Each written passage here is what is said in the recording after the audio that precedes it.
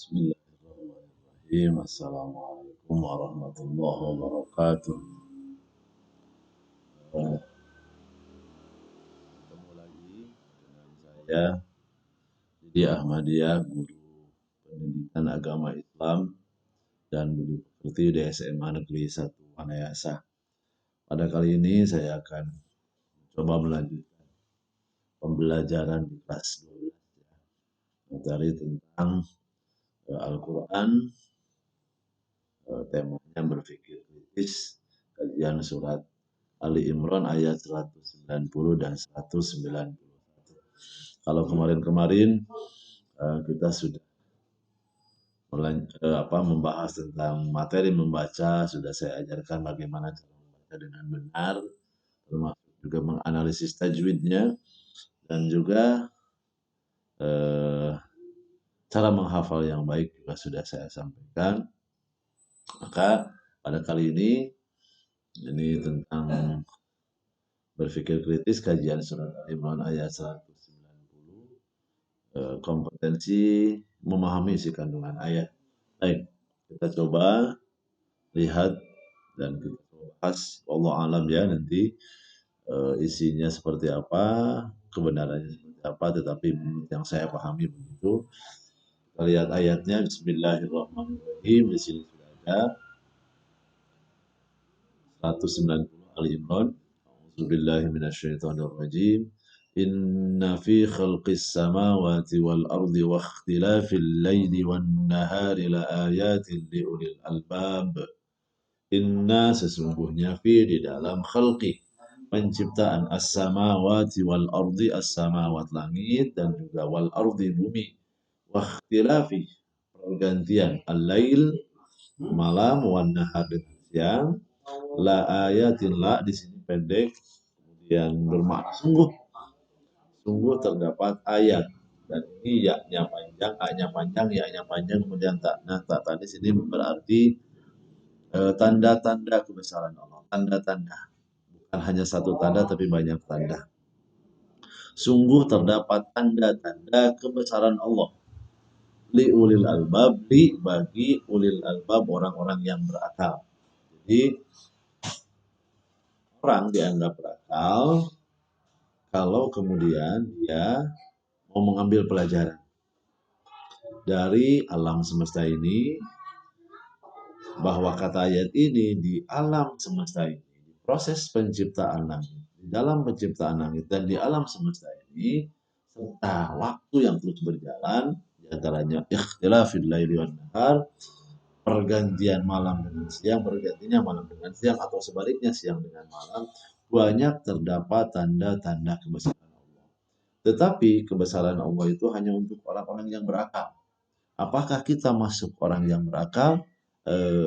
Nanti kita lihat setelah kita coba lihat keseluruhan ayat ini dengan ayat berikutnya. Bahwa kita memiliki akal mungkin ya, tetapi apakah kita masuk bahwa kita memiliki akal iya, tetapi apakah kita termasuk orang yang berakal? Ini belum tentu. Karena ternyata menurut Allah dalam Al-Quran, orang yang berakal itu memiliki indikator. Dianggap berakal itu kalau indikatornya muncul.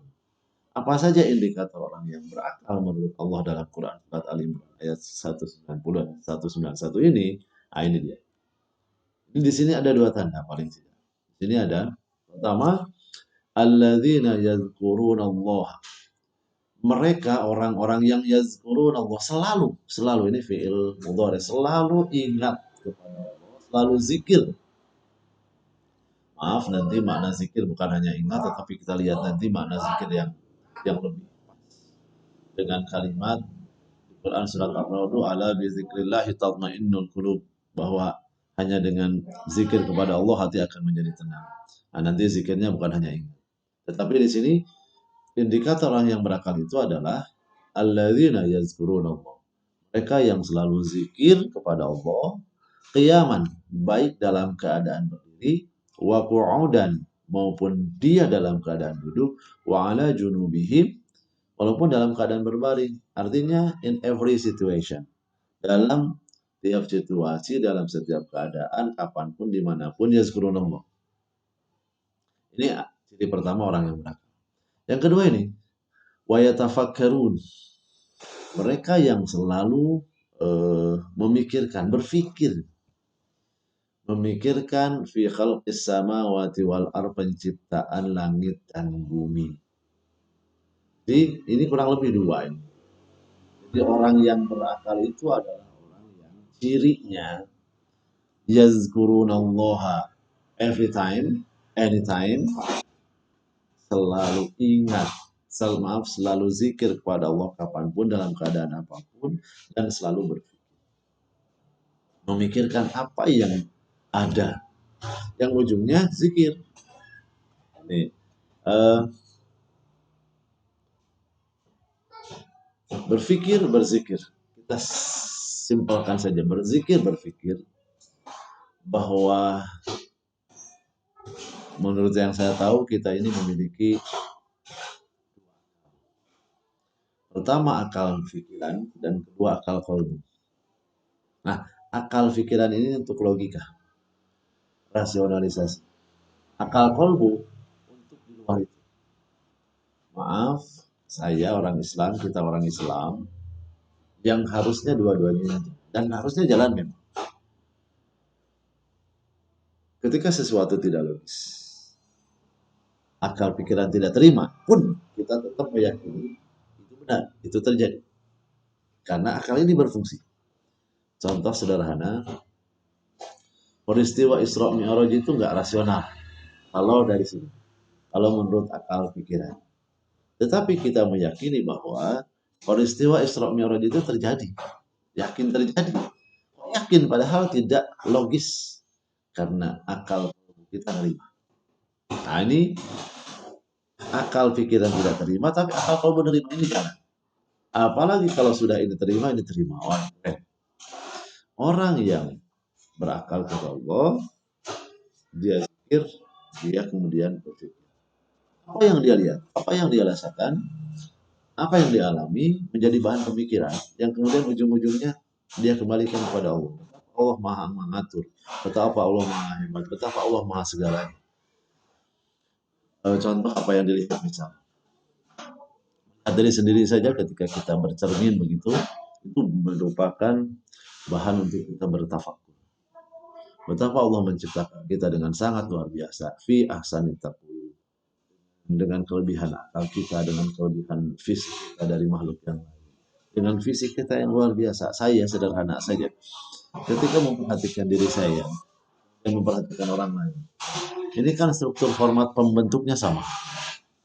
Antara saya dengan orang lain sama. Mulai dari atas sampai kaki, kepala sampai kaki. Di kepala ada rambut, ada kemudian ada kening, ada mata, hidung dan segala macam. Semuanya sama.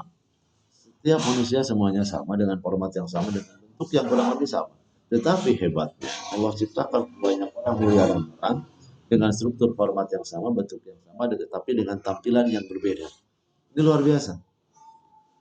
Ini sangat luar biasa. Nah, ketika kita memikirkan itu, kemudian kita zikir, ya Allah, betapa Allah Maha hebat, Sang Creator, Allah Sang Pencipta, Sang Maha Pencipta, Sang Maha Membentuk.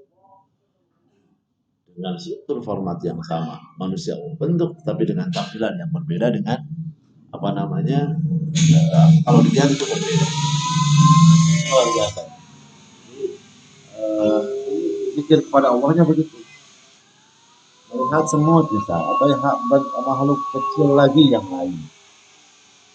Ada bahwa dia makhluk hidup. Kalau ciri makhluk hidup itu bernafas, berkembang biak, makan dan segala macam. Kalau bernafas dia perlu alat pencernaan, alat pernafasan. Kalau makan dia perlu alat pencernaan, mulai mulut dan sampai kemana ke usus. Kalau bernafas dia perlu alat pernafasan, mulai dari hidung sampai dengan paru-paru dan segala macam terus. Dan kalau misalkan dia berkembang biak ya, macam. Kalau kita lihat makhluk Allah yang kecil-kecil itu, dan dia makhluk hidup memerlukan itu semua, butuh itu semua dan punya itu semua. Segede apa gitu paru-parunya, segede apa jantungnya, segede apa ususnya. Itu yang kemudian menjadi bahan pemikiran, dan kemudian ujung-ujungnya, oh masya Allah, betapa Allah Maha hebat. Nah, kemudian ini nih contoh sederhana saja. Dan zikirnya itu kemudian membawa ketenangan, tidak hanya sekedar zikir. Karena ada zikir lisan, zikir kalbu, zikir lisan. Orang banyak zikir hanya sebatas mengucap. Menurut saya zikir itu bukan hanya sebatas mengucap, tapi mengucap, mengingat dan menyadari. Banyak kemudian zikir itu di sini as-sudur, sudur, ya, kesudur, sadar, menyadari. Banyak orang hanya zikirnya sampai mengucapkan. Mohon maaf bisa. Ketika ada orang meninggal, ini musibah, kemudian dia mengucapkan inna lillahi wa inna ilaihi rajiun. Hanya sekedar ucap, bahkan banyak orang yang tidak tahu artinya. Tahu artinya pun dia tidak mengingat bahwa dia akan mati. Tidak mengingat bahwa dia akan sama dengan orang yang mati sekarang. Dia takziah tapi dengan keadaan yang tidak ingat mati. Dia takziah dengan keadaan yang bahagia, ketawa-ketawa, segala macam. Ini ini tidak zikir menurut saya. Baru zikir lisan saja, dan zikir lisan itu efeknya kurang. Tapi kalau zikirnya sudah sampai ke hati atau menyadari itu, maka ala bi zikrillah tatmainnul qulub itu akan kena. Dan kebahagiaan akan didapat.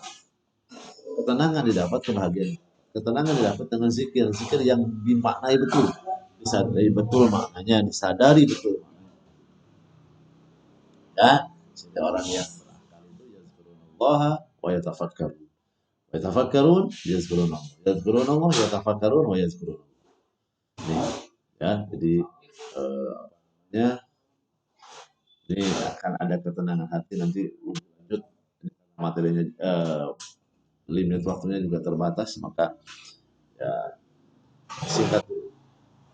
Tapi kemudian mereka juga mengatakan Rabbana ma khalaqta hadza batila. Ketika melihat sesuatu jadi bahan pemikiran, lari kepada Allah, zikir kepada Allah sambil mengatakan Rabbana ma khalaqta hadza batila. Ya Allah, ya Tuhan kami, tidaklah Engkau menciptakan ini sia-sia. Tidak ada yang sia-sia Allah ciptakan. Enggak ada. Semuanya pasti ada manfaatnya. Kan dan di Quran itu ada ba'um. Allah jadikan perumpamaan nyamuk. Nyamuk itu kan hewan paling banyak membunuh manusia. Ketika kemudian kita berpikir sederhana tanpa memikirkan lebih jauh, kemudian tanpa hatinya sadar, kalau begitu buat apa sih Allah menciptakan nyamuk? Kalau hanya untuk membunuh manusia dengan penyakit-penyakitnya, darah, dengan Aedes aegypti, malaria, dengan Anopheles dan sebagainya. Tapi tentu kita harus berpikir lebih lagi. Sederhananya begini, ada nyamuk, ada penyakit, ada obat, ada pabrik obat. Dan di pabrik obat banyak orang bekerja. Itu berarti dia hidup dari obat. Kemudian ada dokter, ada perawat. Dia digaji juga hidup dari sana. Ada pabrik obat anti nyamuk, mempekerjakan banyak orang. Jadi itu karena nyamuk. Rabbana ma khalaqta hadza batila, tidak ada yang sia-sia Allah ciptakan. Faqina azabannar, jauhkan kami dari siksa api neraka. Kalau kami berpikir bahwa Allah ini buat apa sih menciptakan ini dan segala macam. Jadi lagi ulul albab, orang-orang yang berakal, yang kata Allah di alam banyak sekali pelajaran tanda kebesaran Allah bagi orang yang berakal, yaitu orang yang indikatornya dua, tafakkarun, ya tafakkarun selalu memikirkan penciptaan Allah, ya turun Allah, memikirkan apa namanya, mengingat Allah, zikir Allah, mengingat Allah, menyadari Allah, menyebut Allah.